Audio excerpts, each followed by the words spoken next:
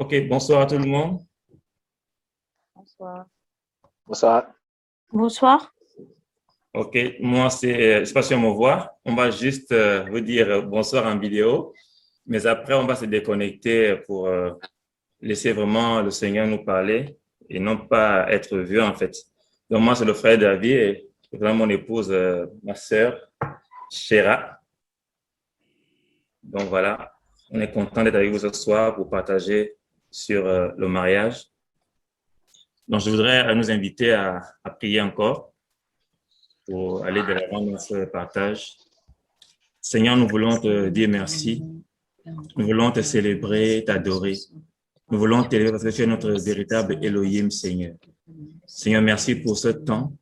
Merci pour ton peuple, Papa, pour tes enfants qui veulent t'aimer, veulent te servir, veulent faire ta volonté, Seigneur. Nous sommes là pour toi, Père. Nous ne sommes rien sans toi. Nous voulons soumettre nos pensées, nos désirs, notre temps à toi ce soir, Seigneur. Nous voulons que tu prennes la place de Seigneur dans chacune de nos vies. Que nos oreilles soient attentives à ta parole, Papa. Que nos cœurs soient ce soir disposés, Père, à t'écouter, Seigneur, et surtout à t'obéir, Papa. Nous sommes là, nous voulons être enseignés par toi.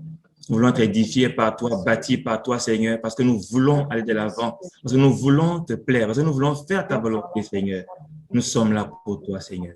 Merci pour ta parole qui nous enseigne, pour ta parole qui vient chasser nos pensées, nos traditions, nos coutumes, pour ta parole qui vient enlever nos préjugés, Seigneur, et nous mettre sur la voie qui est la tienne, Seigneur.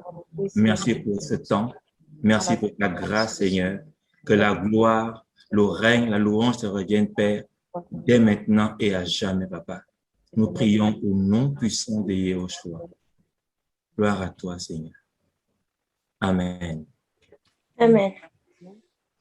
OK.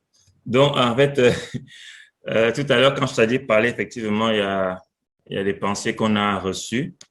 Peut-être qu'on va commencer par là, parce que tout à l'heure, Charlie évoquait le choix, c'est-à-dire savoir, en fait, être sûr que c'est l'homme, que c'est la femme qu'Elohim veut pour toi. Ça, effectivement, c'est une très bonne pensée. C'est effectivement primordial pour le mariage. Mais nous voulons effectivement nous appuyer un peu sur ça pour aller un peu plus loin. Je voudrais qu'on prenne Genèse chapitre 2. Genèse chapitre 2. Bon, je pense ce sera notre texte de base, mais dans ce passage, il y a beaucoup de choses effectivement qu'on va pouvoir voir à l'intérieur. Nicolas, si tu peux nous faire un partage, s'il te plaît. Voilà, Genèse chapitre 2.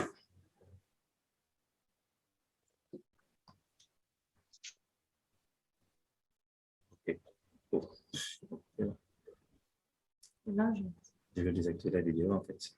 Ah. D'accord. Alors, tu faisais 18. Ici.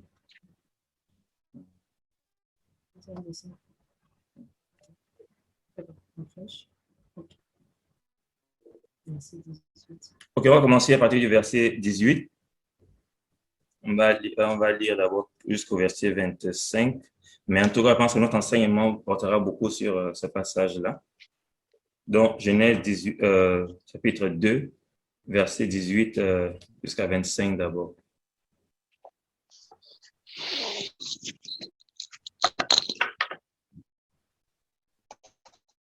Bon, c'est bon, je peux lire. Et Yahweh Elohim dit, il n'est pas bon que l'être humain soit seul. Je lui ferai une aide qui soit son vis-à-vis. Yahweh Elohim forma du sol tous les animaux des champs et tous les oiseaux du ciel, et il les fit venir vers l'être humain pour voir comment il les appellerait, afin que toute âme vivante porte le nom dont l'être humain l'appellerait. L'être humain appela de leur nom tout le bétail et les oiseaux du ciel et tous les animaux des champs, mais pour l'être humain, il ne trouva pas d'aide qui fût son vis-à-vis. On va d'abord s'arrêter là, en fait. Vous voyez que là, quelque chose se passe ici, en fait. Le Seigneur confie une mission à l'être humain. Il confie une mission à l'être humain. Mais avant cela, on voit que le Seigneur Elohim, en fait, voit que, il dit, il n'est pas bon que l'être humain soit seul. Je lui ferai une aide qui soit son vis-à-vis. Le Seigneur confie une vision, une mission à l'être humain. Et il dit qu'il n'est pas bon qu'il soit seul. Il fera une aide. Donc, pour revenir à ce qu'on a dit, effectivement, est-ce que c'est mon mari? Oui. Est-ce que c'est ma femme? Oui. Mais pourquoi est-ce que le Seigneur donne cet homme, cette femme comme mon conjoint? Dans quel but? Ici, on voit la raison pour laquelle le Seigneur a créé, en fait, a donné une épouse à Adam. Il a dit, je lui ferai une aide pour qu'il soit son vis-à-vis. Une aide dans quoi? Dans l'œuvre que le Seigneur lui a confiée. Ce n'est pas une aide juste pour une aide, mais dans l'œuvre qu'il a reçue du Seigneur. Donc, quand le Seigneur te dit, voici ton épouse, c'est une bonne chose. Maintenant, il faut aller plus loin. Seigneur, pourquoi lui? Seigneur, pourquoi elle? Pourquoi pas notre frère? Pourquoi pas notre sœur? Si c'est cette sœur que tu m'as comme épouse, Seigneur, pourquoi elle en particulier? Et qu'est-ce que tu attends de nous dans ce que tu nous donnes? En fait, qu'est-ce que tu veux qu'on fasse ensemble en tant que mon aide? En tant que mon aide, qu'est-ce que tu veux qu'on puisse faire ensemble pour toi, en fait? Donc, c'est bien la femme que le Seigneur veut pour moi, mais on ne s'arrête pas là. Et beaucoup de frères et de sœurs s'arrêtent à ce niveau pour dire, oui, c'est ma femme, c'est bon. Mais non, on ne s'arrête pas seulement là. C'est ta femme, c'est vrai. Mais pourquoi c'est ta femme? Pourquoi est-ce que c'est elle que le Seigneur t'a donné comme épouse? Pourquoi c'est lui comme époux? Dans quel but? Et là, on va effectivement s'asseoir pour faire le point, pour savoir clairement pourquoi lui, pourquoi pas l'autre. Et si c'est lui, à quel niveau le Seigneur m'attend pour être une aide, pour être son soutien, pour être son côté? À quel niveau, en fait? Donc, c'est vraiment un point, parce que tout à l'heure, quand Sadi parlait, c'est la pensée que Chira recevait. Et on voulait commencer par là pour dire, oui, c'est vrai, dans le choix, on doit consulter le Seigneur. Ça, c'est très important. On peut pas, parce que c'est lui qui a créé le mariage. Le mariage, c'est le Seigneur qui l'a créé, c'est pas l'homme. On voit que Elohim dit, il n'est pas bon que l'être humain soit seul. C'est lui qui a vu qu'il n'était pas bon. Ce n'est pas l'homme qui a vu. On n'a pas constaté qu'il était seul. C'est Elohim qui a constaté. Encore que, on va comprendre que quand on dit qu'il n'est pas bon que l'être humain soit seul, en fait, là, vous voyez, là, on parle de l'être humain. Et effectivement, il faut qu'on comprenne cette nuance-là. On parle de l'être humain et quand on va descendre plus bas, on verra que l'être humain sera remplacé par Adam ou bien Ish et par Isha, par Ève après. Donc, au début, il y a l'être humain. L'être humain, c'est quoi? On m'a dit c'est l'être humain, c'est l'homme et la femme. Et on voit que l'Élohim a créé l'être humain en réalité. Il a créé mâle et femelle. Quand on va dans Genèse 1 là-bas, on voit qu'il a créé mâle et femelle. Donc, l'être humain, c'est l'homme plus la femme en fait. Mais quand ici on voit que le Seigneur avait créé l'être humain. L'homme était un tout. On dit en fait, parce que souvent les Anglais disent il n'est pas bon que l'homme soit alone. The man to be alone. Et alone, ils disent que all in on. C'est-à-dire que tous en un. Là, l'être humain était encore, je vais dire, l'être humain, Adam, était ici. En fait, le Seigneur voyait l'homme Ish et Isha, la femme. Mais l'être humain était encore tout seul. Et c'est pourquoi on verra plus loin qu'en fait, à un moment donné, on ne parle plus de l'être humain, on parle maintenant en fait de l'homme et de la femme, de Ish et de Isha en fait. On va descendre tout à l'heure pour comprendre qu'à un moment donné, on ne parle plus de l'être humain, on parle maintenant de Ish, l'homme, et de Isha, en fait, qui est tiré en fait de l'homme. Donc, vous voyez bien qu'en fait, quand le Seigneur te donne une femme, ce n'est pas une étrangère à toi. En fait, Ève n'était pas une étrangère à Adam. Elle ne sort pas de nulle part. Elle sort d'Adam elle-même, en fait. En fait, le Seigneur prend Ève d'Adam. Il prend Ève dans Adam. En fait, c'est une partie en réalité de Adam. Donc, je disais que là, on voit clairement que pourquoi en fait le Seigneur donne cette sœur, ce frère comme époux, comme épouse. Dans quel but? Pourquoi elle? Qu'est-ce qu'elle a de particulier? qu'est-ce qu'elle apportera de plus dans ma vie? Qu'est-ce que j'apporterai de plus dans sa vie? Je dois faire dans sa vie quel travail? En fait, quel est mon apport aussi dans sa vie? Quel est mon rôle dans sa vie? En fait, pourquoi il nous met ensemble? Est-ce que c'est juste pour être ensemble? Mais en fait, pourquoi le Seigneur nous met ensemble? Pourquoi il nous met ensemble? Pourquoi le Seigneur prend Shira et David, il les met ensemble? Pourquoi David Shira? Ouais, donc, c'est vraiment important d'abord de comprendre cela, que lorsque je me marie, ce n'est pas juste parce que j'ai un besoin, ce n'est pas juste parce que je suis âgé, ce n'est pas juste parce que je vais rentrer dans un ministère. Non, ce n'est pas les raisons pour lesquelles on se marie, en fait. Parce qu'on voit ici qu'en fait, le Seigneur avait confié une vision à l'être humain. Et dans cette vision-là, il constate que l'être humain, dans cette vision, n'est pas bon qu'il soit seul. Donc, il va lui faire une aide qui soit son vis-à-vis. Donc, semblable à lui, en fait. Donc, pourquoi lui? Et qu'est-ce que je dois faire dans sa vie? Je vais passer la parole à Shira pour continuer dans ce point-là. En fait, pourquoi lui? Quel est le rôle que le Seigneur attend de moi dans la vie de mon époux, dans la vie de mon épouse? Et après, on va descendre par rapport au texte, en fait. Au fur et à mesure, on va procéder comme ça. Ok, bonsoir tout le monde. Pour revenir un peu à ce que David est en train de dire, vraiment, je nous encourage, ceux qui sont déjà mariés comme ceux qui ne sont pas encore mariés. Il est important que chaque couple sache quelle est la vision que le Seigneur leur a confiée. Parce que la parole déclare que, je crois que c'est dans Deutéronome, si je ne me trompe pas, il est dit que quand il n'y a pas de vision, le peuple est sans frein, en fait. La vision, c'est comme un fil conducteur. La vision, c'est ce qui canalise. On le dit beaucoup dans le sens personnel, on le dit beaucoup dans le sens de l'œuvre, mais on oublie ça souvent dans le sens de la famille, dans le sens du couple chrétien. Et donc, moi, je voudrais un peu m'appesantir un peu sur ce qu'on entend par vision ce soir. Ce qu'on entend par vision, moi, c'est la manière avec laquelle le Seigneur veut que l'on procède concernant tous les aspects de notre vie de couple. En fait, quel est le canevas que le Seigneur nous donne? C'est ça, en fait, qui est notre vision à nous, en tant que couple. Et même pour les appels des uns des autres, il y a toujours la vision là qui nous conduit en fonction de ce que le Seigneur nous a dit, que voilà ce à quoi je vous appelle. Lorsqu'on va se marier, on aura chacun de nous nos familles respectives, donc des belles familles de part et d'autre. Il est important qu'on sache quelle est la vision du Seigneur pour nos familles. Comment le Seigneur veut que l'on fonctionne avec nos familles. C'est important de poser la question au Seigneur. Parce que comme il disait David, ce n'est pas la sœur Clémentine avec le frère Gérard. Le Seigneur a dit le frère Gérard avec la sœur, par exemple, Jessica. C'est un exemple.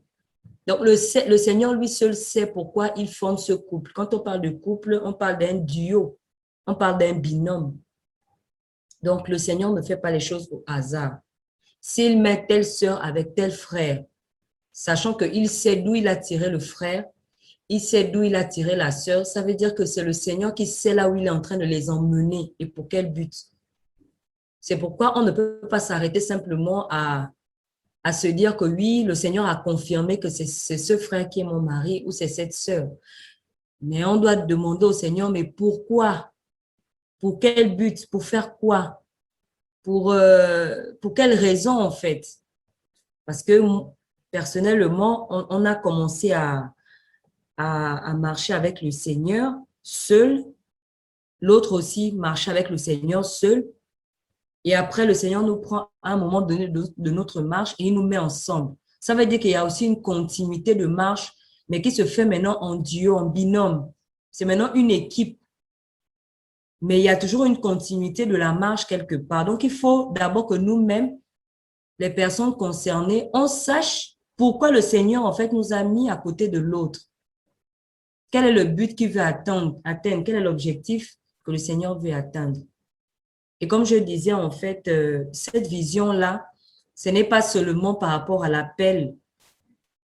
La vision-là, c'est par rapport à tous les aspects de notre vie en tant que couple. Ça va être l'éducation des enfants, ça va être le fonctionnement du couple, ça va être la gestion des finances, ça va être l'intimité, ça va être l'œuvre, les appels, etc., etc. Donc, on a besoin de savoir quelle est la vision que le Seigneur nous donne en tant que couple. C'est très important. Donc, vraiment, pour m'arrêter là, c'est encourager ceux-là qui peut-être nous écoutent ou qui nous écouteront, qui sont même déjà mariés. Vous savez, parfois, ça peut être ça aussi la source des conflits. Quand on n'a pas compris la vision de notre couple, quand on n'a pas compris où le Seigneur veut nous emmener, c'est ce qui peut être source de conflit. Et parfois, on se demande maintenant, est-ce que c'est la bonne personne? Est-ce que le Seigneur était même vraiment dans l'affaire? Oui, le Seigneur est dans l'affaire. Mais le problème, c'est que lorsque les situations surviennent, lorsqu'il y a des situations qui arrivent, vous n'arrivez pas à les gérer parce qu'il n'y a pas de vision, en fait. Vous tâtonnez encore. Parce que pendant les fiançailles, en fait, vous êtes plus préoccupé de la cérémonie. Vous êtes plus préoccupé de comment convaincre les parents de nous laisser nous marier sans dot. Et vous avez tellement perdu du temps dans les fiançailles, vous n'êtes pas allé demander au Seigneur que, Seigneur, dis-nous quelle est la vision de notre couple pour que lorsque les situations vont arriver avec nos familles respectives, dans nos lieux de travail, dans notre voisinage, à l'assemblée, etc., etc., Seigneur, quelle est la vision? Comment nous devons fonctionner? Donc, voilà, c'est ce que je peux dire par rapport à ça, en fait. OK. Je pense qu'on notera les questions. S'il y en a, vous noterez les questions et après, on va les poser pour développer, pour répondre, en fait, pour ne pas perdre le fil de la pensée. Donc, la vision, c'est vrai que tout à l'heure, on va peut-être aller un peu en détail dans l'aspect de la vision, dans le mariage. Mais comme notre partage porte sur les fondements, en fait, les fondements indispensables pour un mariage réussi, ça fait partie d'un des fondements. Hein. Ça fait partie d'un des fondements. Excusez-nous, il y a le bébé qui pleure. Ça fait partie d'un des fondements. En fait, il faut être sûr que c'est la bonne personne et savoir la vision que le Seigneur vous a confiée en tant que couple. En tant que couple, en fait. Donc, il faut revenir à notre texte, ici, en fait, il faut comprendre que, je l'ai dit, ce n'est pas l'homme qui a dit qu'il n'est pas bon qu'il soit seul. Ce n'est pas l'homme qui l'a dit. Hein.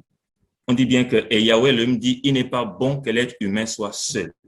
C'est le Seigneur qui fait ce constat-là, suite à la charge qu'il a donnée à Adam, au travail qu'il a donné à Adam. Pourquoi je reviens sur ça? Pour dire qu'en réalité, lorsqu'on veut se marier, le mariage, ce n'est pas parce que je suis déjà âgé que je me marie. Non. C'est pas à cause de l'âge qu'on se marie. Le mariage, c'est pas parce que, mais les gens de ma génération sont tous mariés. Il faut que moi aussi me marie. Non, c'est pas la raison pour laquelle on se marie. Le mariage, ce n'est pas parce que, bon, à un moment donné, je travaille déjà, c'est bon, j'ai un bon poste, il faut que je sois maintenant responsable. Parce que pour le monde, le mariage, c'est un signe de responsabilité. Non, c'est pas, en fait, on se marie pas pour être responsable aux yeux de la société. Vous voyez. Le mariage, c'est pas parce que, à un moment donné, OK, je brûle trop, il faut que je me marie. Parce que ça, clairement, il faut qu'on comprenne ça dès le départ. Parce que si on ne sait pas pourquoi on se marie, mais on va se marier pour les mauvaises raisons. Et à la fin, on sera dans les pleurs, dans le tourment, en fait. En fait, pourquoi je me marie, en fait? Pourquoi est-ce que le Seigneur a créé le mariage? Dans quel but il a fondé le mariage? Et pourquoi est-ce qu'il a constaté un besoin par rapport à quoi? Par rapport à l'œuvre qu'il a confiée à Adam. Donc, il est important qu'on comprenne déjà ça dès le départ, que le mariage, c'est pas pour assouvir un besoin sexuel, excusez-moi. Ce n'est pas parce que je suis déjà âgé. C'est pas parce que j'ai besoin d'une femme pour me faire le ménage, à manger. Non. Si je veux me marier à cause de ça, j'ai des soucis. Je ne me marie pas parce que je brûle trop, il faut que j'arrête de brûler. Non, ce n'est pas ça le but du mariage. Parce que si déjà je commence avec des mauvaises bases, demain, je ne pourrai pas m'en sortir parce que les fondements, parce que les bases ne sont pas bonnes. Ne sont pas bonnes. Et c'est pourquoi, en fait, dans Luc 14, 28 à 35, on parle en fait de celui, si on peut effectivement mettre ce texte-là, Luc 14, 28 à 35. On va revenir tout à l'heure sur Genèse 2.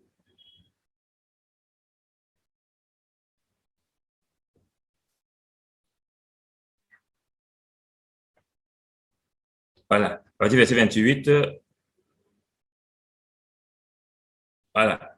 Car lequel d'entre vous, voulant bâtir une tour, ne s'assied pas premièrement pour calculer la dépense, pour voir s'il a de quoi l'achever, de peur qu'après avoir posé le fondement, il ne puisse pas l'achever et que tous ceux qui le verront ne commencent à se moquer de lui en disant, cet homme a commencé à bâtir, il n'a pas pu achever.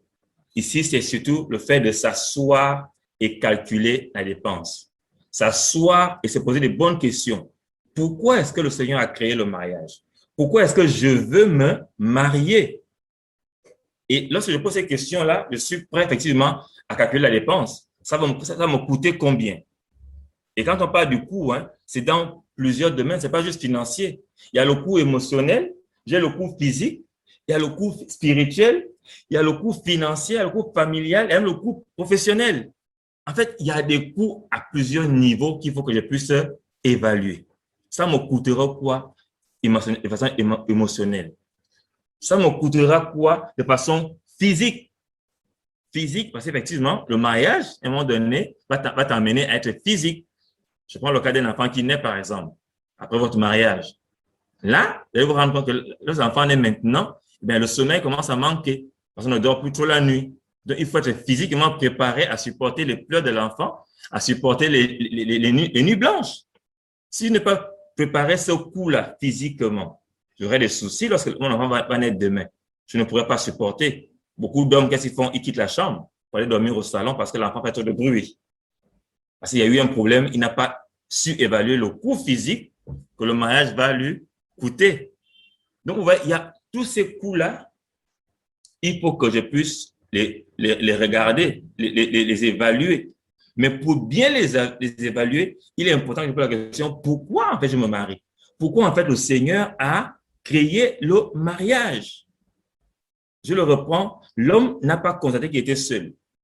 L'homme n'a pas dit, Seigneur, je suis fatigué de l'œuvre que tu m'as confié. Seigneur, j'ai besoin d'un enfant. Seigneur, j'ai besoin. Non, il n'a pas dit ça. C'est le Seigneur qui lui a confié la mission, la vision, qui a constaté, entre griffes, qu'il fait bon que l'homme soit seul. En fait, pour nous faire comprendre, en fait, le rôle de aide, le rôle de vis-à-vis que la femme devrait jouer dans la vie de l'homme. Parce que si elle n'avait pas cette situation-là de travail et que le Seigneur a mené la femme vers l'homme, l'homme ne comprendrait pas, en fait, pourquoi la femme existe. Parce qu'on voit que lui-même, il a constaté que lorsqu'il a nommé les animaux, il n'a pas vu, en fait, il n'a pas vu une aide qui soit son vis-à-vis, il n'avait pas vu ça lui-même. Il n'avait pas vu ça. Il n'a pas vu quelqu'un qui lui ressemblait physiquement. Il n'a pas vu. Pour les autres, il a bien vu les couples. Il n'a pas vu celui qui lui ressemblait. Et c'est ça que le Seigneur voulait qu'il comprenne. Qu'attention, quelque chose manque là. Et le Seigneur dit maintenant, il n'est pas bon que l'homme soit seul. Il faut maintenant une aide qui soit son vis-à-vis. Parce qu'il travaillait, il travaillait et dans son travail, il a constaté quelque chose. Et quand le Seigneur maintenant amène la femme vers lui, là maintenant il réalise, il comprend quel est le rôle de cette femme-là dans sa vie.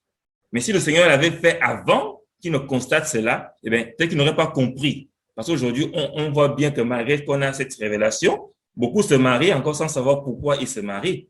Beaucoup se marient encore, ils prennent les femmes juste parce qu'il a besoin d'une ménagère, juste parce qu'il a besoin d'une femme pour avoir des enfants, il a besoin d'une femme pour lui faire à manger. Alors que ce n'est pas ça le rôle de la femme de ta vie.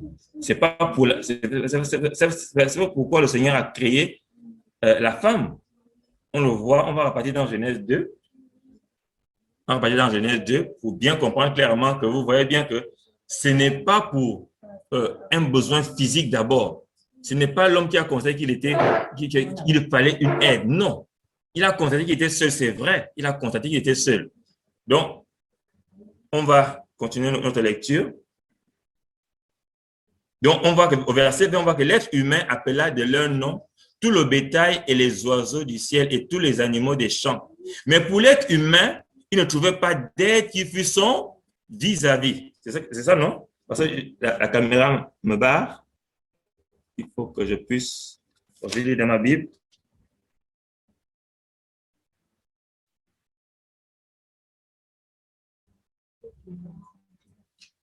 Donc, Genèse 2. Dans ma Bible, parce que là, je suis barré, l'écran me barre. Donc, l'être humain appela de leur nom tout le bétail et les oiseaux du ciel et tous les animaux des champs. Mais pour l'être humain, il ne trouva pas d'aide qui fût son vis-à-vis. Yahweh Elohim, voilà. Il ne trouva pas d'aide qui fût son vis-à-vis. Il n'a pas vu son vis-à-vis. Dans tous les animaux, dans toutes les créations que Dieu avait faites, il n'a pas vu son vis-à-vis. Et c'est après ça maintenant que le Seigneur fait quoi? Il fait maintenant quelque chose qui va aussi nous enseigner. Au verset 21, Elohim fit tomber un profond sommeil sur l'être humain qui s'endormit. L'être humain a fait le constat qu'il n'a pas trouvé de vis-à-vis dans toute la création que le Seigneur a faite. Il a fait ce constat que, mais il n'y a pas de vis-à-vis. Je n'ai pas quelqu'un qui me ressemble. Et c'est que le Seigneur voulait qu'il comprenne. Le Seigneur voulait qu'il réalise que, effectivement, tu es seul. Et lorsque le Seigneur va apporter la solution, on va voir comment est-ce qu'il va réagir. On dit que Elohim fit tomber un profond sommeil sur l'être humain qui s'endormit. Et souvent, je dis que lorsque le Seigneur parle dans la parole, ce n'est pas en vain.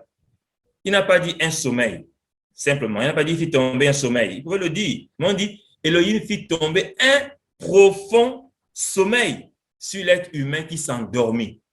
En fait, là, ici, il y a deux choses qu'on doit comprendre. Dans le profond sommeil, il y a l'image du repos, il y a l'image de la mort. Là, on commence à rentrer. L'image du repos. Donc, on a vu, on s'est dit, pourquoi je me marie? Je ne suis pas en train d'être, en fait, je ne suis pas à gauche, à droite. Je dois être posé. Je ne suis pas agité, je suis posé pour savoir où je vais. Et vous voyez que là, le Seigneur dit non, parce que là, il faut que l'homme soit posé, il faut que l'homme soit reposé, il faut que l'homme soit endormi. Parce que quand le Seigneur fait son œuvre, je dois être en repos, je dois être au calme. Lorsque le Seigneur est en train de préparer, bien, t'envoyer ton épouse, ton époux, tu dois être dans le repos. D'où la notion de profond sommeil. C'est-à-dire qu'ici, profond sommeil renvoie à deux choses. Il y a la notion de repos.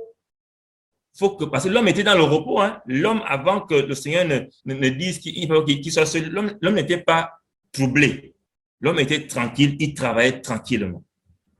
Maintenant, je rajoute que là, quand le Seigneur permet qu'il ce soit un profond sommeil, en fait, c'est aussi l'image de la mort. Parce qu'on va voir plus loin que, de même, l'image, en fait, on va comprendre plus loin la relation du mariage entre le Mashiach, notre Seigneur, et l'Ecclésia. Et on voit que le Mashiach est mort pour l'Ecclésia. Donc, il y a aussi la notion de mort qui rentre dans le mariage. Il y a la notion de repos, profond sommeil, et la notion de mort. Mort à soi, la semaine dernière, on a parlé de ça. La mort à soi, la mort à ses prérogatives, la mort à ses ambitions, la mort à ce que j'aime. Je dois mourir à cela.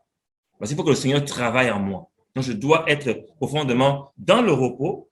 Je dois également mourir en moi-même.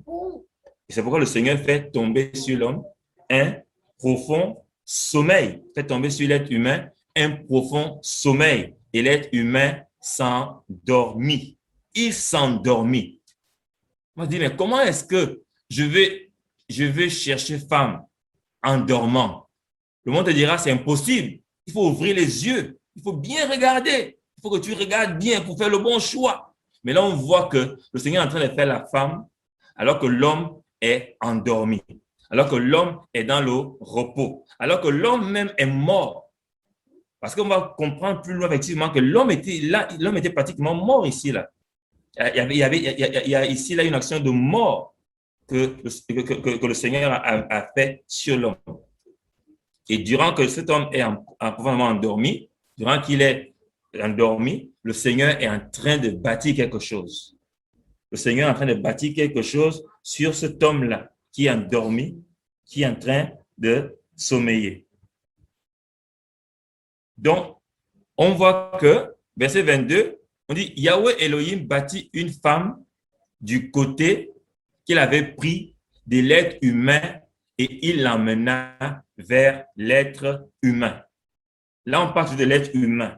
Et après, on va voir que là, maintenant, on va maintenant parler de l'homme en tant que Ish et de la femme en tant que Isha.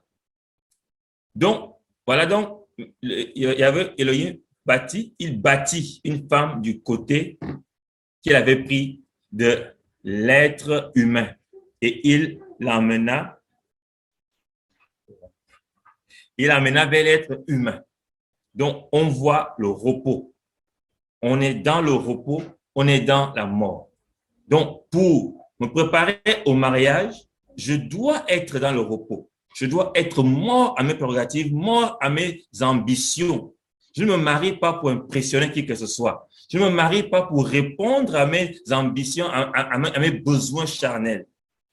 Parce que l'homme n'a pas demandé, il n'a pas dit à son père, voilà ce que je veux comme aide.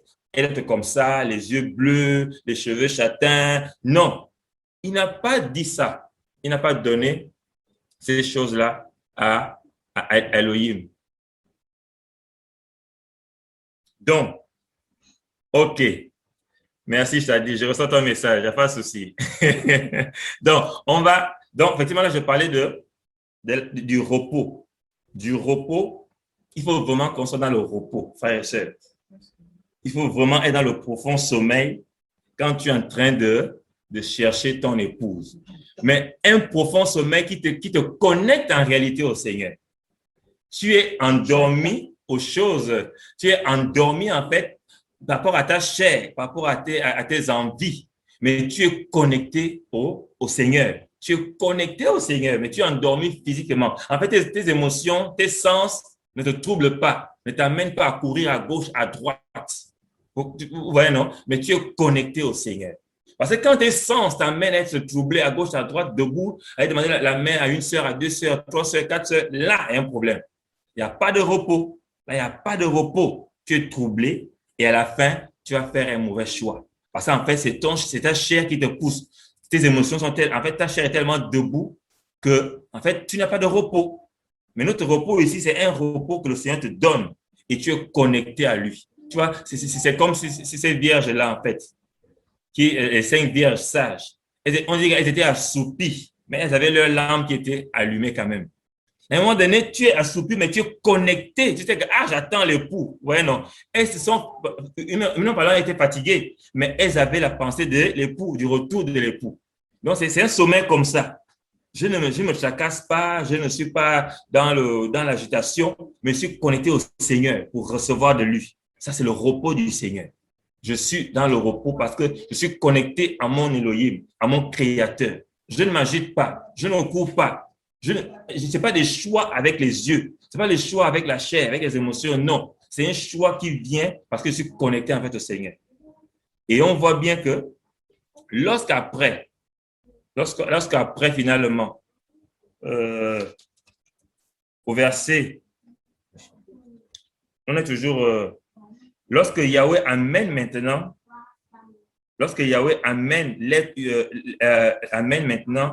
la femme vers l'être humain, on voit que, alors l'être humain dit, celle-ci pour le coup est l'os de mes os et la chair de ma chair. Voilà un peu la conséquence quand on est connecté au Seigneur. On dort, c'est vrai. On est mort à nos prérogatives, c'est vrai. Mais on est connecté au Seigneur. On est connecté au Seigneur. Et lorsque le Seigneur nous amène maintenant, lorsqu'il amène maintenant Ève vers l'homme, on voit que l'homme maintenant, logiquement, on le dit, il doit commencer à regarder ce qu'il voit d'abord en premier, c'est-à-dire la chair. Il doit commencer à voir la chair. Mais comme il était déjà mort à la chair, il était déjà mort, il était dans la mort et dans le sommeil, il voit d'abord ce qui est spirituel, c'est-à-dire les os, et non pas d'abord la chair. Je ne sais pas si on me comprend. L'homme était connecté au Seigneur dans le sommeil, c'est vrai. Il n'était pas agité, c'est vrai. Et lorsque maintenant le Seigneur amène la femme vers l'homme, on dit que l'homme, on dit quoi? Celle-ci, pour le coup, est l'os de mes os et la chair de ma chair. On l'appellera femme ou encore Isha parce qu'elle a été prise de l'homme. L'on n'a pas d'abord vu la chair parce que pourtant, quand je vois un être humain, quand je vois une femme, je vois d'abord sa chair. Hein? Je ne vois pas ses os. Hein? Je vois d'abord son apparence, son extérieur. Je vois ses yeux, je vois sa bouche, je vois ses bras, je vois son corps. Je ne vois pas ses os, l'image de l'intérieur. Je vois d'abord l'extérieur. Mais comme l'homme était connecté au Seigneur dans son sommeil, lorsque le Seigneur fait la femme, effectivement, il commence à regarder d'abord là où le Seigneur a pris l'homme. Le Seigneur a pris la femme, il a pris de son côté. De son côté, quand on parle de côté, on voit les os, on voit l'intérieur. Donc, l'homme voit ce que le Seigneur a commencé à toucher, c'est-à-dire l'intérieur. Pourquoi? Parce qu'il était dans le repos. Il était mort à lui-même. Et c'est pourquoi il voit d'abord les os et non pas d'abord la chair. Et c'est ça, en fait. C'est vraiment un des fondements du mariage. Lorsque je vais me marier, est-ce que j'ai d'abord vu les os? Ou j'ai d'abord vu la chair? C'est vrai que je serais attiré physiquement par ma soeur, par mon frère. Et c'est pourquoi tout à l'heure on a dit que l'attirance physique ne suffit pas. Il est important que j'aille au pied du Père et dire, Seigneur, cette soeur, ce frère m'attire.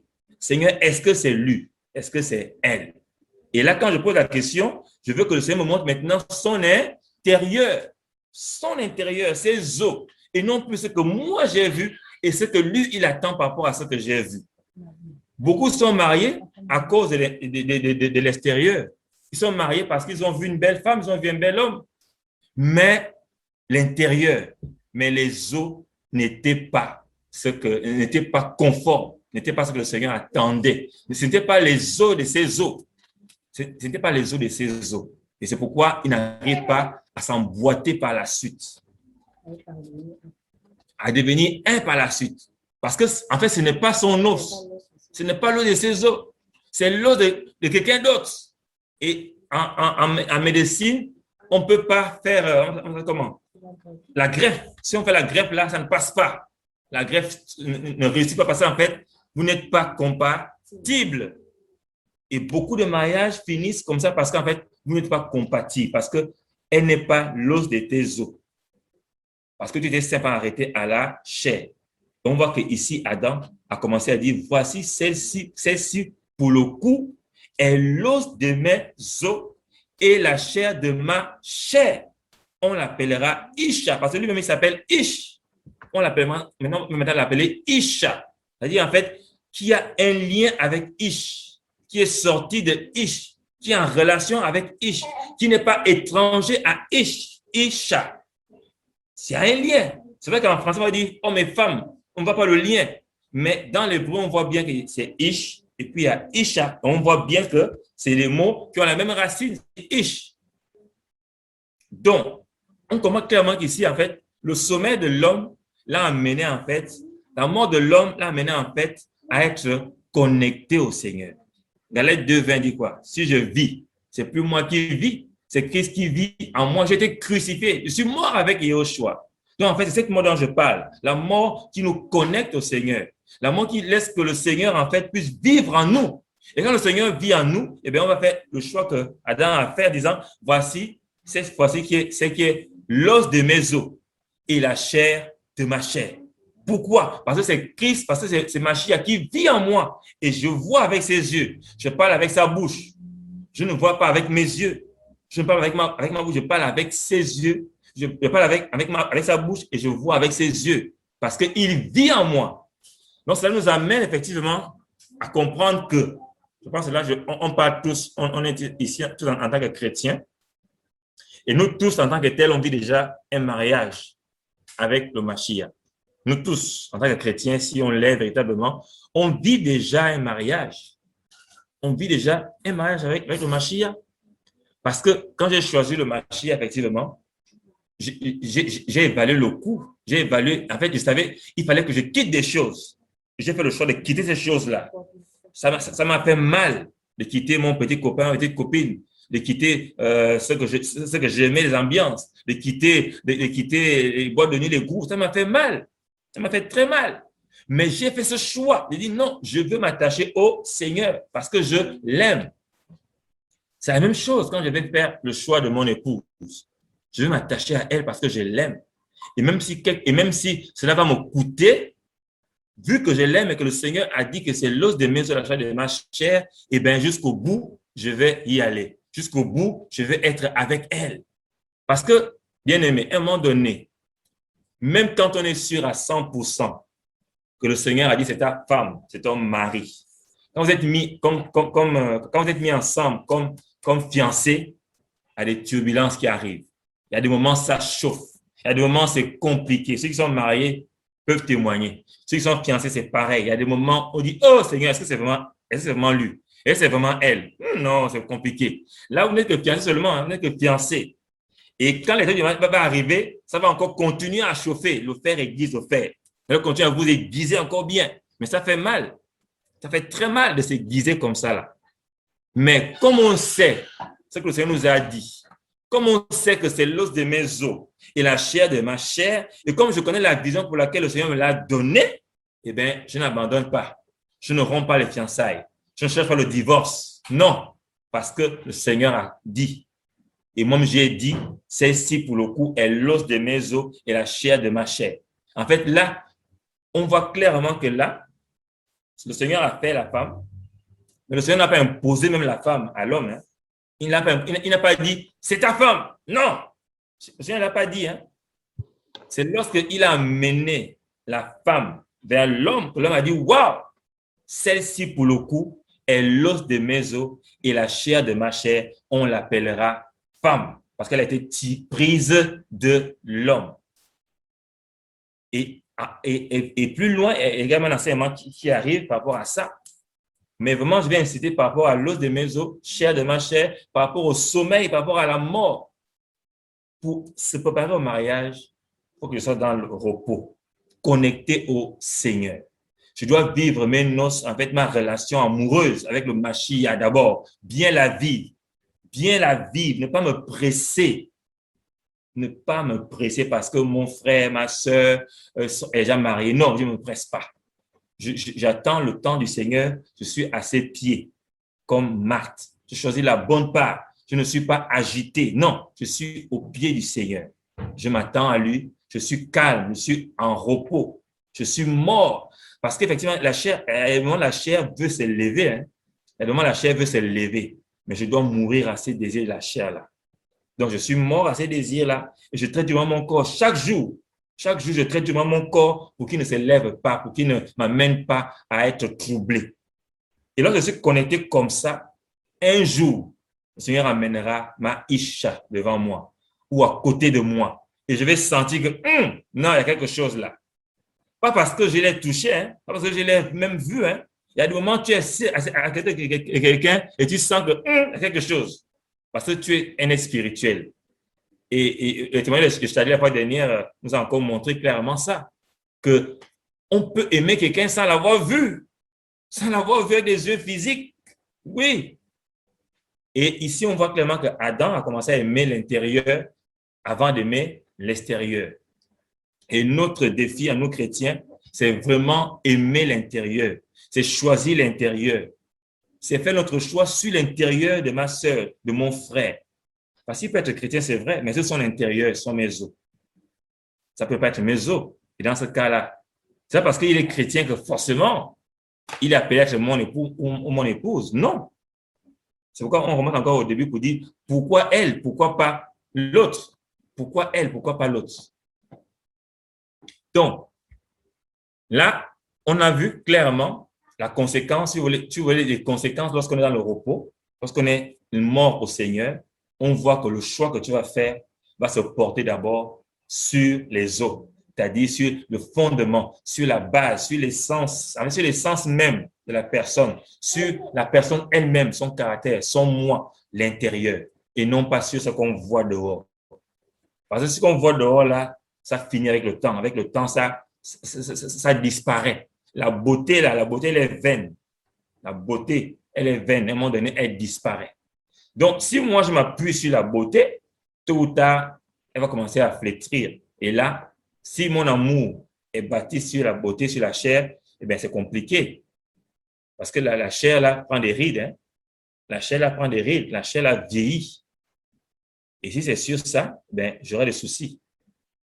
Donc, l'homme voit d'abord les os et non pas d'abord la chair.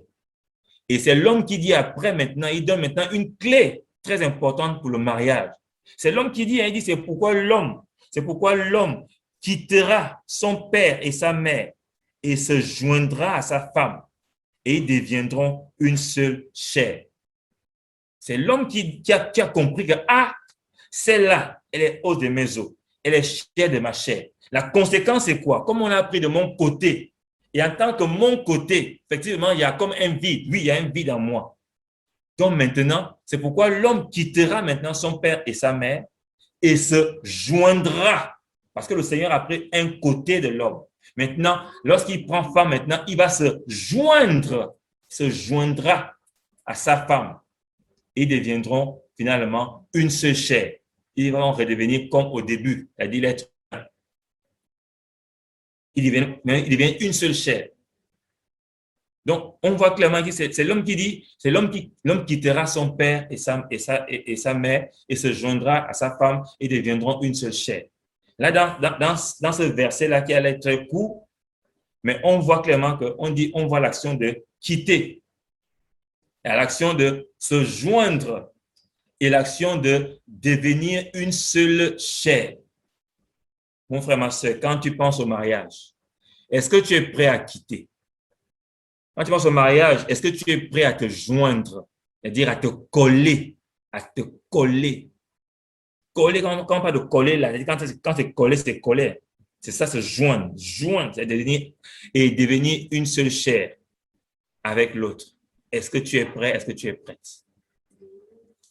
Avant de développer peut-être ça, je ne sais pas, Chira, si tu as des choses à dire par rapport à ce que j'ai dit sur la mort, sur devenir, sur la mort, sur le sommeil, sur le choix de l'homme, l'intérieur et avant l'extérieur.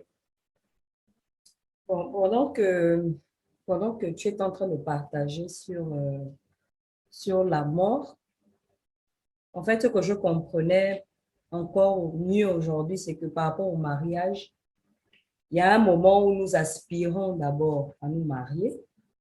On aspire au mariage, on s'intéresse beaucoup au mariage. On ne sait pas trop si on est appelé à se marier ou pas. Donc, on aspire à ça parce qu'on entend tellement de choses dessus. Et on a aussi nous-mêmes ce qu'on vit au quotidien, la solitude, etc. Et puis, il y a un temps où nous recevons la conviction, nous savons que nous sommes appelés à nous marier.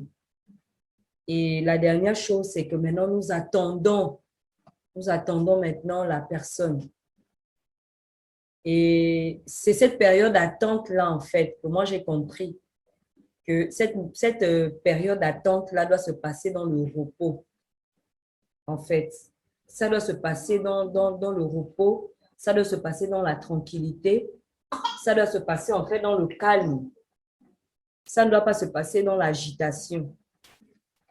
Et quand j'ai regardé le mot profond sommeil, tout à l'heure, là, dans le dictionnaire, le lexique biblique, le mot profond sommeil, là, veut dire tardema, profond sommeil, assoupissement, catalepsie. Et on nous dit que la catalepsie désigne la suspension complète du mouvement volontaire des muscles dans la position où ils se trouvent. Donc, la catalepsie, ça désigne la suspension complète du mouvement. Donc, quelqu'un qui ne bouge pas. Mais c'est une suspension de mouvement qui est volontaire. C'est-à-dire, c'est de manière volontaire qu'on décide de ne pas bouger ses muscles dans la position où ils se trouvent. Ensuite, on dit que c'est l'attitude qui s'en dégage L'attitude qui s'en dégage est celle d'une statue ou d'un mime conservant une position figée, mais en pleine action. Vous voyez? C'est que, c'est-à-dire que le fait d'être dans le profond sommeil, c'est une décision aussi qui est volontaire. C'est de manière volontaire que l'on décide de rester dans le repos. C'est de manière volontaire qu'on décide de ne pas être dans l'agitation. Parce qu'il y a un temps où nous étions juste aspirants, on aspirait au mariage. Après, il y a un moment où le Seigneur va nous convaincre, il va nous donner des signes, on va avoir la conviction, la certitude que nous sommes appelés à nous marier. Et maintenant, il y a l'attente. Comme on disait dans Matthieu 25, c'est les épouses qui attendaient le retour de l'époux. Et moi, c'est vraiment ce qui m'a vraiment beaucoup, qui a attiré mon attention quand David parlait. C'est que je me disais, mais dans quelle attitude aujourd'hui se trouvent parfois les frères et sœurs quand ils attendent le mariage? Parce que dès l'instant que l'on sait, c'est comme dans les Épîtres, Paul expliquait en fait que c'est le péché est venu, en fait, le péché est venu activer en nous la connaissance, je ne sais pas comment il explique ça.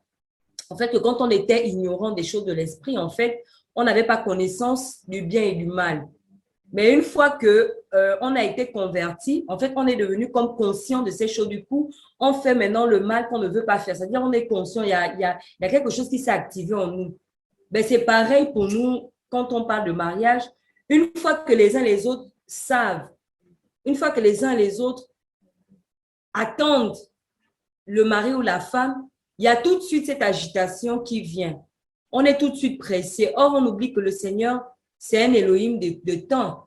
Ce n'est pas parce que le Seigneur nous a donné la conviction que nous sommes appelés à nous marier que ça veut dire que forcément nous allons nous marier tout de suite. Nous devons attendre le temps du Seigneur, mais pour attendre le temps du Seigneur, nous devons être dans une attitude de catalepsie, c'est-à-dire une décision de rester figé, une décision de rester mort dans un profond sommeil pour ne pas être distrait, pour ne pas faire le mauvais choix. Ça, c'est la première chose qui m'a personnellement touchée. Ensuite, la deuxième chose, en fait, qui a attiré mon attention, c'est le verset 24. Quand il est dit que c'est pourquoi l'homme quittera son père, non, c'est le verset 23, il est dit que l'être humain dit que celle-ci, pour le coup, est l'os de mes os et la chair de ma chair, on l'appellera femme parce qu'elle a été prise de l'homme.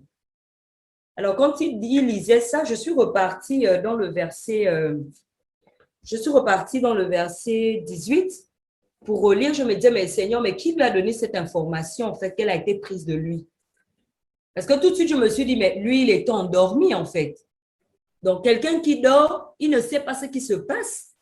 Mais comment ça, on lui présente sa femme, il est en train de décrire des choses qui se sont passées dans son profond sommeil. En fait, le Seigneur me dit, non, c'est parce que ça rejoint ce que David disait, connexion avec le Seigneur. Il n'était pas obligé de voir l'opération. Vous savez, c'est comme quand on dort, quand on t'opère. Normalement, quand on t'opère, pour ceux qui ont déjà été opérés, c'est quand tu te réveilles que le médecin te fait le point de l'opération. Il te dit, votre opération a commencé à 8 heures, elle a terminé à midi, on a eu telle complication, on a enlevé tel organe, on a remplacé par telle chose. Mais là, en fait, nous sommes en présence d'un anesthésié qui est au courant de ce qui s'est passé pendant l'opération. Et là, c'est un mystère. C'est un mystère parce qu'il dit avec précision que non seulement elle est l'os de ses os, elle est la chair de sa chair, et il dit qu'on va l'appeler femme parce qu'elle a été prise de l'homme. Or, Chadli, s'il te plaît, si on remonte au verset 18, on nous dit au verset 18, « Il n'est pas bon que l'être humain soit seul, je lui ferai une aide qui soit son vis-à-vis. » Yahweh Elohim forma de la terre tous les animaux des champs et tous les oiseaux du ciel, puis il les fait venir vers l'être humain pour voir comment il les appelle. Il les appellerait, afin que toute âme vivante porte le nom dont l'être humain l'appellerait. L'être humain appela de leur nom tout le bétail et les oiseaux du ciel et tous les animaux des champs, mais pour l'être humain, il ne trouva pas d'aide qui fût son vis-à-vis. Verset 21, Yahweh Elohim fit tomber un profond sommeil sur l'être humain qui s'endormit. Et là, on dit, il prit l'un de ses côtés et referma la chair à la place de ce côté. Vous voyez? Donc, lorsque l'on relit cette partie, au verset maintenant, on dit Yahweh Elohim bâtit une femme du côté qu'il avait pris de l'être humain et il l'emmena vers l'être humain. On voit l'importance du repos qui est l'image de la connexion avec Yahweh Elohim, en fait. Et là, je comprends encore, moi-même, je suis émerveillée parce que je me dis, waouh, Seigneur, humainement parlant, lorsque tu es opéré, tu ne sais pas ce qui se passe. Lorsque tu es dans un état de profond sommeil, tu n'es pas censé savoir d'où est-ce que, comment tu as été opéré, qu'est-ce qui a été pris. Mais on voit vraiment qu'au verset, dans la suite, lui-même, il décrit comme s'il était là. Mais d'où est-ce qu'il tire ces informations? Il ne les tire pas d'un homme. Il ne les tire pas de son imagination.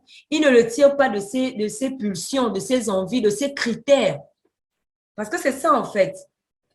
Lorsqu'on est dans le profond sommeil, ce qui nous reste, en fait, c'est la connexion avec le Seigneur. C'est tout ce qu'on a, en fait. Lorsque nous sommes dans l'attente, parce que tout à l'heure, David disait, quand on cherche, non, on ne cherche pas. Je pense que ce qu'il voulait dire, c'est lorsque nous sommes dans l'attente. Parce qu'il y a un moment où il y a des signaux autour de nous qui nous disent que nous sommes dans cette saison de mariage. Mais maintenant, dans quelle attitude nous sommes lorsque nous attendons? L'attente, ça peut être la réponse de la sœur. L'attente, ça peut être le fait qu'on attende que le frère vienne vers nous. L'attente, ça peut être une confirmation. L'attente, ça peut être une réponse, etc. Mais parfois, nous voulons un peu, comme on dit dans le monde, forcer le destin. Nous allons commencer à nous-mêmes nous fabriquer des signes. Nous allons commencer à nous-mêmes nous fabriquer des éléments au lieu de rester dans le repos. Et ce repos-là, c'est magnifique parce que quand il se réveille, il est tellement convaincu, c'est comme si lui-même il a assisté à la création de la femme. C'est comme si lui-même il a assisté lorsqu'on bâtissait la femme. Humainement, il était endormi dans un profond sommeil, mais c'est lui-même qui dit qu'elle a été prise de l'homme. C'est lui-même qui dit qu'elle est l'os de ses os et elle est la chair de sa chair. Donc, il y a une conviction qui émane simplement du résultat du profond sommeil. Et moi, c'est ça que j'ai, c'est ce qui m'a touché en fait quand David parlait tout à l'heure. Merci, chérie. Donc, vous voyez, pendant qu'elle parlait, moi, je me suis rappelé de parfois quand on était, avant qu'on ne se fiançait même, quand le Seigneur m'avait ouvert les yeux, que c'était ma femme en fait, que c'était elle qui voulait que j'épouse. Je dis en fait, physiquement parlant, c'était pas ça en fait. Physiquement parlant, il me dit, oh, non seulement elle est plus jeune que moi, elle paraît très enfant, non seulement, en fait, c'est même pas mon type de femme, quoi. Ouais, alors, le type de femme. Souvent, on a ce cliché-là du monde. Effectivement, moi, avant d'être chrétien, j'étais d'abord dans le monde. Donc, j'avais déjà mes standards, mes stéréotypes, tout ça là. Donc, pour moi, non, Seigneur, toi aussi. Ça peut être ma femme, ça peut être ma femme, elle est trop petite, elle est trop jeune. En fait, moi, j'avais que les caractères physiques, en fait. Mais plus je priais le Seigneur par rapport à ce qu'il m'a dit, et plus, en fait, je ne voyais même plus ce côté physique-là qui, au départ, me décourageait un peu. Mais le Seigneur avait passé son temps à me montrer maintenant son intérieur, son caractère, comment elle était. Et plus j'ai aimé son intérieur, et plus maintenant j'ai aimé son extérieur, c'est-à-dire sa chair. En fait, il peut arriver qu'effectivement, et normalement c'est un signe également que le Seigneur est dans l'affaire, qu'il n'y a pas d'attirance forcément physique au départ. Il n'y a pas d'attirance physique, c'est-à-dire vraiment, en tant que critère, tu peux mettre 5 critères, la personne en face de toi n'a aucun. Tu vas dire, waouh, c'est quelle affaire ça? Mais ton cœur bat. Le Seigneur te confirme que c'est lui, c'est elle. Mais elle ne répond pas à tes critères, entre griffes, tes critères en tant qu'homme, qui sont basés sur la chair, sur l'extérieur. Et généralement, quand on est dans ce combat-là avec le Seigneur, il dit, Seigneur, c'est pas ce que je veux. Et il te confirme que c'est ce que lui veut. Parce que quoi, en fait, tes critères à toi ne se retrouvent pas d'abord quand tu vois la personne. Mais plus tu pries, et c'est pourquoi le mariage commence, comme je le dis souvent, ça commence par la foi, ça continue par la foi, et ça termine par la foi. Et plus tu pries, et plus le Seigneur te parle que oui, c'est lui, oui, c'est elle. Parce que maintenant, il va développer l'intérieur de la personne, il va te montrer les os de la personne. Et quand tu vas commencer à aimer les os, automatiquement la chair, tu vas l'aimer. Mais c'est le sens contraire que beaucoup nous faisons. On commence à aimer la chair, puis après, mais vraiment, cherchons d'abord les eaux, l'intérieur. Et puis, et là, quand on cherche l'intérieur, c'est le Seigneur qui nous montre l'intérieur, qui nous pousse à regarder l'intérieur et non pas l'extérieur. Je connais beaucoup de frères qui m'en parlaient comme ça. Non, vraiment, quand je la vois, vraiment, je sens que mon cœur bat. Hey. Et en réalité, c'est la chair qui parle. Ça n'a rien à voir avec le Seigneur. Et quand tu vas prier, tu dis non, non, c'est pas ta femme. C'est pas ta femme, non, non, c'est pas ta femme. Mais imaginez que ce frère n'avait pas prié. Il devait foncer pour dire, ah non, non, c'est là, vraiment, c'est bon. Vraiment, c'est le genre de femme que je veux. Mais comme il prie, il dit, non, c'est pas ta femme. C'est ta chair qui te trompe. Vous voyez. Donc, on va continuer avec tout à l'heure le verset 22, comme j'ai dit tout à l'heure, le verset 21. Non, pardon, je suis reparti. On s'était arrêté au verset 24. Voilà. On va repartir au verset 24. C'est là on s'est arrêté. Voilà. C'est pourquoi l'homme quittera son père et sa mère et se joindra à sa femme et ils deviendront une seule chair. Je disais que ça, c'est vraiment aussi le fondement du mariage. Savoir que lorsque je me prépare à me marier, je dois quitter. Je dois quitter. Et quitter qui? Quitter quoi? Vraiment, c'est important de savoir. Je quitte quoi? Je quitte. Parce que quand on parle de quitter, c'est une action. On parle de quitter ou bien laisser, abandonner, lâcher. C'est ça, quitter en fait. Quitter, en fait, il y a un point A et un point B. Mais quand on te dit que l'homme quittera son père et sa mère, en fait, je quitte quoi? On dit son père et sa mère. OK, son père et sa mère, ça représente quoi?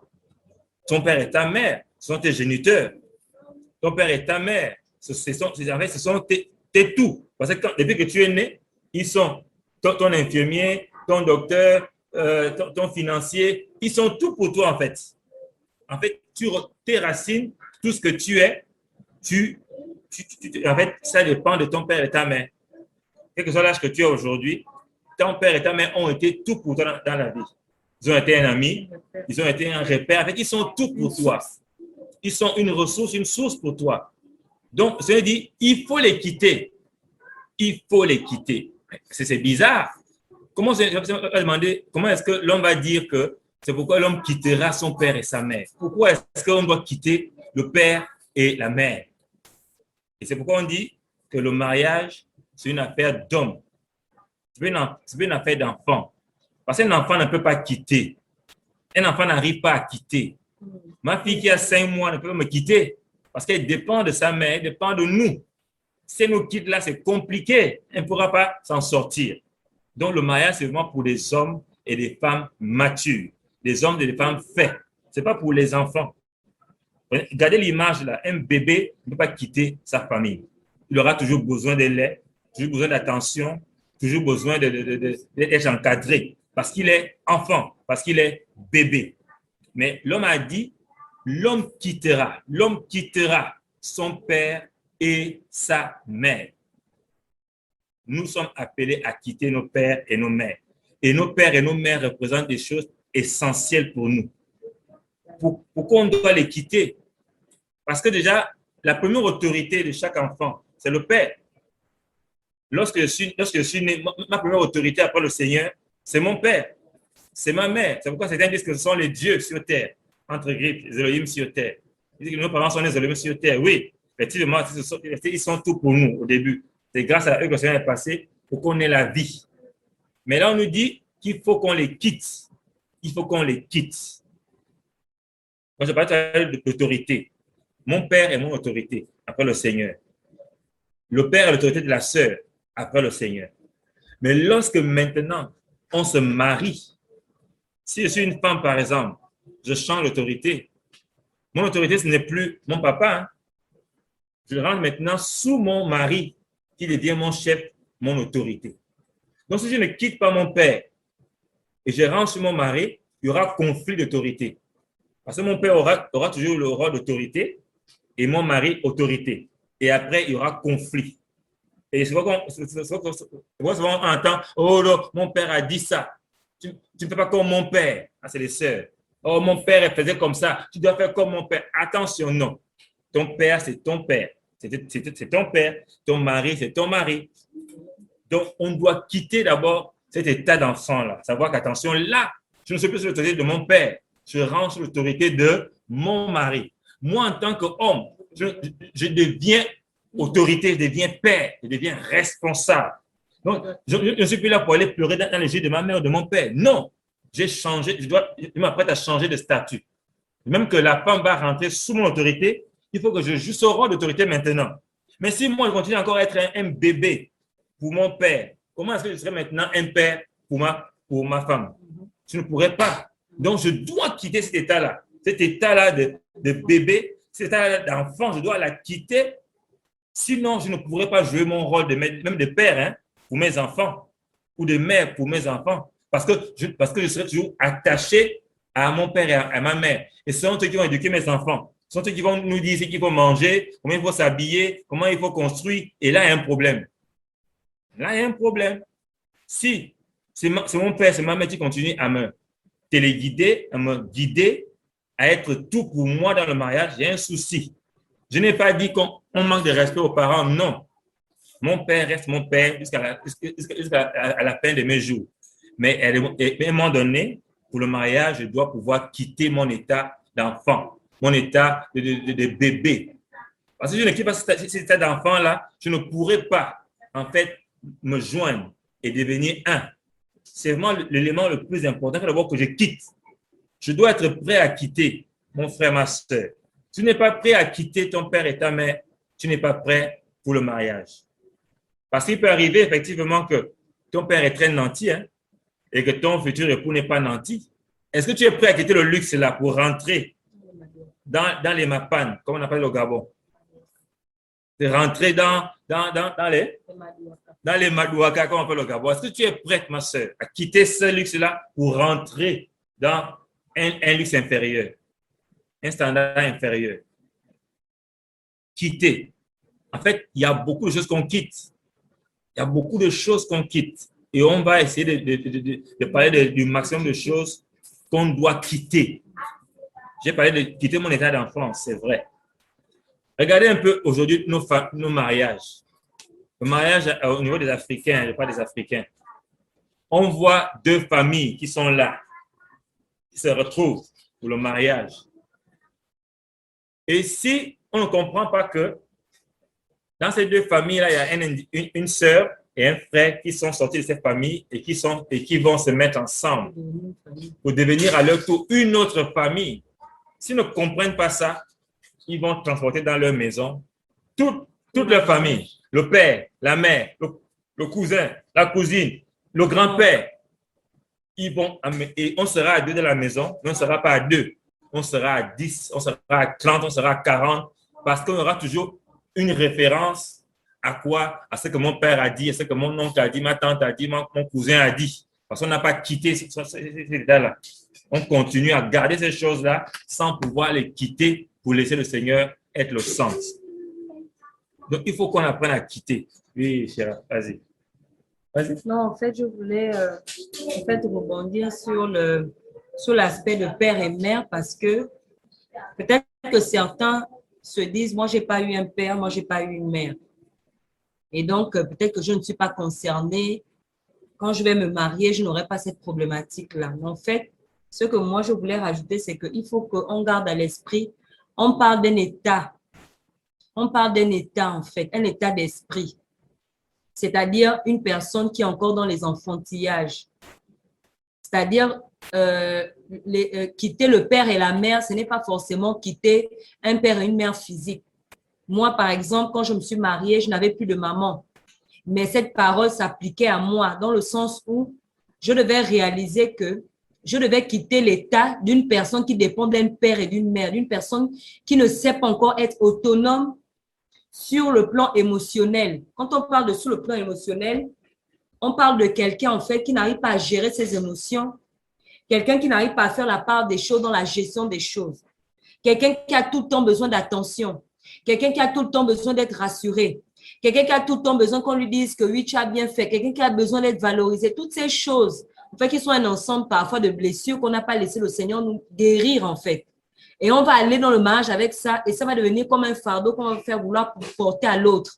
Tu ne m'as pas fait ceci, tu ne m'as pas donné cela, tu ne m'as pas dit telle parole, tu ne m'as pas fait telle chose. Donc émotionnellement, la personne dépend encore, c'est-à-dire c'est comme mon enfant. Moi, j'ai des filles, à chaque fois que ma fille va faire quelque chose, je vais toujours être là pour la valoriser parce qu'elle est encore en pleine construction de sa personnalité. Et quand nous avons des enfants, nous remarquons par exemple qu'il y a un enfant qui a du mal à s'affirmer. Cet enfant-là va avoir besoin, par exemple, d'être beaucoup encouragé, d'être beaucoup rassuré. Vas-y, c'est bien ce que tu fais. Voilà, tu peux y arriver, ne te sous-estime pas. Et quand on va avoir un enfant, par exemple, qui a trop d'estime de soi, on va veiller à ce que ça ne soit pas de l'orgueil. Donc, on va rappeler à l'enfant que non, tu n'es pas forcément meilleur que les autres, voilà, etc. Donc, émotionnellement, on doit être prêt à quitter cet état d'enfant. Parce que demain, c'est moi en tant que femme qui suis, au lieu d'attendre à ce qu'on me dise des choses, c'est moi qui devrais maintenant dire des choses. C'est moi qui devrais peut-être consoler mon mari dans une situation de sa vie. C'est moi qui devrais peut-être lui donner des paroles à lui ou à mes enfants. Mais si moi-même émotionnellement, je suis toujours en train d'attendre, je suis toujours en mode « Oh, tu m'as frustré, tu m'as blessé, oh, je suis susceptible », mais ça veut dire qu'en fait, je n'ai pas encore quitté cet état-là. Donc, c'est un peu ça que je voulais dire, c'est-à-dire que c'est un état, on parle d'un état d'enfant. On ne parle pas forcément que ça s'adresse aux personnes qui ont des parents vivants ou qui vivent avec des parents. Non, on parle de quitter l'état de, en grec, on dit quoi? C'est népios. Hein? Voilà, un enfant. Parce que quand on dit que l'homme quittera son père et sa mère, donc on parle de quelqu'un qui avait encore le statut d'enfant. Et donc, pour pouvoir rentrer dans le mariage, il faut quitter ce statut-là. De manière spirituelle, au niveau de ta marche, tu dois déjà avoir une certaine maturité. Tu ne peux pas venir dans le mariage avec Éphésiens 5, 21 à 25. Tu vas commencer à harceler ton mari avec. Oh, on a dit que l'homme doit enseigner sa femme. Tant que tu ne me fais pas asseoir pour m'enseigner, je ne lis pas la Bible, je ne prie pas. Ou bien si ma vie de prière a pris un coup, je vais commencer à m'attaquer à mon mari en disant oui, etc. Tu ne fais pas ton travail. Non, je dois d'abord être aussi quelqu'un de mature. Parce que dans les situations que nous allons rencontrer, mon mari et moi, j'ai ma part dans le plan spirituel à faire. Si c'est la prière, je dois être debout dans la prière. Si c'est la parole, je dois être debout. Mon mari peut avoir besoin de ma prière. Mes enfants peuvent avoir besoin de ont besoin de ma prière. Donc, si je rentre dans le mariage en me disant que bon, en état d'enfant, vous savez, quand on vient de se convertir, on est un peu dans cette dynamique, on aime bien que les gens prient pour nous. Si je rentre dans le mariage avec cet état d'esprit, c'est pas la peine. On a aussi le côté social, comme il disait tout à l'heure. Voilà, tu as grandi dans un environnement nanti. Ça peut même ne pas être les parents, hein. Ça peut être toi-même, hein. Tu as travaillé, tu te débrouilles. Et bien, en tant que femme, aujourd'hui, tu es appelée à rentrer sur le côté de ton mari. Et ton mari te dit que non, moi, je ne veux pas que nous fassions telle ligne de défense. Je ne veux pas que nous ayons tel mode de vie. Ben, si tu n'es pas encore mature, ça va commencer à être des bagarres. Ça va commencer à être comment dire, ça va commencer à être des tiraillements. Parce que tu te comportes encore comme une petite fille gâtée. Où tu estimes que non, moi, tout m'est dû. Moi, je dois changer ma coiffure. C'est pas normal. Moi, je dois faire mes ongles. Moi, je dois avoir ceci, cela. Alors que quitter son père et sa mère, donc quitter l'état d'enfant, c'est devenir père et mère à son tour. Et un père et une mère, c'est quelqu'un qui se sacrifie. C'est quelqu'un qui laisse de côté ses propres besoins pour les besoins et l'épanouissement de la famille. Ce n'est plus quelqu'un qui revendique que moi, en tout cas tous les mois, je dois avoir telle chose. À la fin du mois, mon mari, tu dois forcément me donner telle somme d'argent parce que je dois faire ci, ça. Il y a aussi l'aspect de la santé, de l'énergie. Un enfant dans la maison, on peut le laisser dormir jusqu'à 10 heures. Donc, quand tu es célibataire aussi, tu peux décider que je fais mes grasses matinées. Mais quand tu quittes ton père et ta mère, donc l'image de quitter l'état d'enfant, tu te dépenses physiquement. Tu te dépenses côté santé aussi. Pas en devenir malade, mais il y a une dépense d'énergie dans le mariage, comme il disait. Quand les enfants arrivent, même quand le mari, même quand il n'y a pas les enfants, même quand vous êtes à deux, si le mari n'aime pas certaines choses, n'aime pas le désordre, ou bien si la femme n'aime pas le désordre, on ne dit pas moi je suis comme ça, moi j'ai toujours été comme ça, j'ai grandi comme ça. Non. Tu as décidé de te joindre à quelqu'un pour devenir un. Donc, vous devez trouver un consensus, vous devez trouver l'équilibre dans la maison. Donc, si ça nécessite que tu sois ordonné, ben, tu vas devoir te dépenser physiquement, en fait. Donc, en fait, c'est toutes ces choses pour nous dire ne restons pas sur le mot père et mère dans le sens que forcément, d'ailleurs, beaucoup d'entre nous, quand ils se marient, ne vivent même plus sous le toit familial. Beaucoup sont déjà partis vivre seuls chez eux, etc. Mais en fait, c'est un état d'esprit d'enfant. C'est ce que je voulais rajouter, en fait. Amen. Donc, effectivement, quand on voit aussi père et mère, on voit les géniteurs. Quand on parle de géniteurs, on parle en fait de fondement, en fait. En fait, il y a des choses qui sont, en fait, dans lesquelles nous sommes nés, qui sont déjà en nous, en fait, qui sont ancrés en nous, qui deviennent comme des repères pour nous, qui sont essentiels pour nous. Vous voyez? Et ces choses-là, on doit pouvoir les quitter. Je parle encore du luxe. Je parle encore de l'autorité de son père. Donc, il y a plein de choses comme ça qu'on doit pouvoir quitter. C'est-à-dire qu'attention, mon état doit changer. Il faut que je quitte. En fait, je pars d'un point A à un point B. Le point A, là, par rapport à ma situation aujourd'hui, je dois le quitter. Parce que si je continue à rester attaché à mon père et à ma mère, à mes origines, à ma situation, à ce que j'aime, à ce que je n'aime pas, à ma vie seule, si je reste attaché à ça, j'aurai un problème. Je dois pouvoir quitter cet état-là. Je m'apprête à me marier. Attention, est-ce que j'accepte les réprimandes? Est-ce que j'accepte d'être repris, les remarques? Je dois pouvoir accepter. Mais si je ne quitte pas cet état-là, je ne vais pas accepter demain quand on me fera des remarques en tant que mari, en tant que femme. Donc, autant de choses, en fait, où vraiment on doit comprendre, on doit quitter. En fait, on part d'un point A à un point B. On doit quitter le point A. Parce que tant que je reste au point A, je ne suis pas conforme, je ne suis pas prêt pour rentrer dans le mariage. C'est pourquoi ici on parle de l'homme qui quittera son père et sa mère. Et le père et sa mère, on a vu qu'effectivement c'est une généralité, c'est les bases, les géniteurs, les choses qui sous-tendent notre vie depuis qu'on est né en fait. C'est pourquoi on voit le père et la mère comme géniteurs, des habitudes, ce que je faisais avant. Tout ça, à un moment donné, je dois les quitter pour pouvoir rentrer dans le mariage. Par exemple, si, par exemple, moi, je suis toujours du genre très, très désordonné, ça c'est nous les hommes, excusez-moi les frères, nous sommes très désordonnés, là on pose des choses à gauche, à droite. Il faut que dans ma tête, je dois quitter, je ne dois pas être comme ça. Je ne dois pas être désordonné. Parce que demain, je m'apprête à me marier, donc je dois être un père maintenant. Et un père est ordonné. Un père, c'est un modèle. Mes chaussures à gauche, mes chaussures à droite, non. Je dois quitter cet état de désordre-là à un état de maturité, d'ordre. Vous voyez un peu. Si par exemple je suis une sœur et que moi, c'est juste la cafette, je mange au restaurant, attention, je dois quitter cet état-là parce que je vais rentrer dans un foyer, je serai maintenant une mère, une épouse. Attention.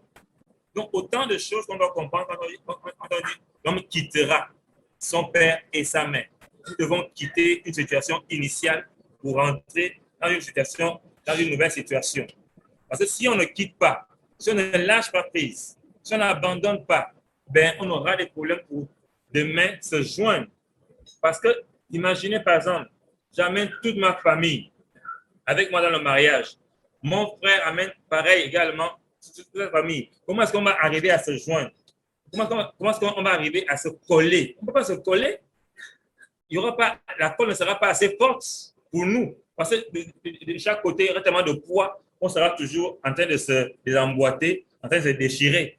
Parce que là-bas, il y a 10, là-bas, il y a 50, et puis il y a des équilibres. Forcément, ça entraîne quoi? Une déchirure. Et on n'arrivera pas à s'emboîter, on n'arrivera pas à se joindre. Parce qu'on a dit que se joindre, c'est se coller. Se joindre, c'est, quand je regarde un peu le mot se joindre ici, son père et sa mère s'attachera ou se joindra. On dit ici que c'est s'accrocher, c'est coller, c'est adhérer, c'est suivre étroitement. Vous voyez? Donc, se joindre, rattraper, c'est saisir, rester avec, être joint ensemble. Donc, voilà, se joindre, c'est ça. Se coller, adhérer. On doit pouvoir s'adhérer, s'emboîter en fait. Si on n'arrive pas à quitter, on ne pourra pas s'emboîter, on ne pourra pas se coller. Et si on n'est pas collé, malheureusement, on ne peut pas devenir un. Parce qu'à un moment donné, on doit pouvoir, lorsqu'on est joint, on doit pouvoir lire le regard de son épouse. On doit pouvoir lire le regard de son époux. On doit pouvoir lire, en fait, on doit pouvoir lire le visage de son épouse. C'est-à-dire, ah, il y a telle chose qui se passe, même sans qu'il n'ait ouvert la bouche. Pourquoi? Parce qu'on est joint, parce qu'on est connecté et on ressent ce qu'il ressent. On ressent ce qu'elle ressent parce qu'on est joint. À un moment donné, c'est comme des robots en fait. C'est-à-dire, tu as une pensée et l'autre a la même pensée que toi. Et puis quand tu veux agir, elle aussi fait comme tu dis, oh, mais comment tu as fait? Parce que quoi? Vous êtes joints. Parce que vous êtes joints, donc du coup, vous êtes tellement un que rien, en fait, ce que tu penses, l'autre pense. Quand tu vas mal, l'autre sent que tu vas mal. En fait, vous avez le même langage. Vous devenez, en fait vous êtes collés, en fait. On n'arrive plus à dissocier où est le mari, où est la femme. On n'arrive plus à dissocier. C'est-à-dire que quand on t'écoute, quand on écoute ton épouse, en fait, on dit, mais tu parles comme ton époux, mais tu parles comme ton épouse. Oui, c'est normal parce qu'en fait, vous êtes joints, en fait. Et même physiquement parlant, même, on vous confond même. On voit que mais tu ressembles à ton mari, tu ressembles à ta femme. Et pourtant, au départ, ce n'était pas le cas. Hein. Mais vous devenez finalement, à force de vous joindre, en fait, vous êtes pareil déjà. Même votre apparence physique est impactée par ça. Donc, c'est très important de se joindre. Mais pour se joindre, il faut quitter. Se joindre, il faut quitter. Se coller, il faut quitter. Si on ne quitte pas, on ne peut pas se coller. Si on ne laisse pas, on ne peut pas se coller. On ne peut pas se joindre, on ne peut pas adhérer. Et pour bien adhérer, on doit avoir la même nature. On doit avoir la même conception, la même pensée, la même vision. Parce que si j'ai une vision haute de ma femme, on ne pourra pas adhérer. Si par exemple, on prend deux matériaux qui ne peuvent pas, on prend le fer, on prend peut-être la terre, on ne peut pas les adhérer parce que c'est des choses de nature différente. Vous voyez que là, l'importance effectivement d'être hausse des eaux et chez les chairs se précise. Parce que si ce n'est pas... Allô? Ah, ok, désolé. Parce que je pensais qu'il y avait un souci. Donc, si vous ne vous joignez pas, effectivement, ben, vous ne pouvez pas devenir une seule chair, c'est-à-dire un. C'est-à-dire quand le Seigneur vous voit, il ne voit plus deux personnes. Il voit une personne. Il ne voit plus David et Chéra, non. Il voit l'être humain qu'il avait créé au départ. Il voit les deux côtes qu'il a finalement mis ensemble. Les deux côtés plutôt. Parce que l'homme a pris un côté le Seigneur a pris un côté de l'homme, il a fait la femme. Donc, il ne voit plus l'homme un côté, il voit maintenant l'être humain uni avec les deux côtés. Il voit une seule personne, en fait, une seule chair. Donc, c'est vraiment, c'est 3 points très importants. Quitter, se joindre et devenir une seule chair. Et ce n'est pas en un jour, hein, je vous assure. Ce n'est pas en un jour qu'on fait tout ça. C'est tout au long de la marche. Mais au départ, il faut d'abord quitter. Il faut vraiment d'abord quitter, là, c'est obligatoire. Il faut vraiment être sûr que je me suis déconnecté.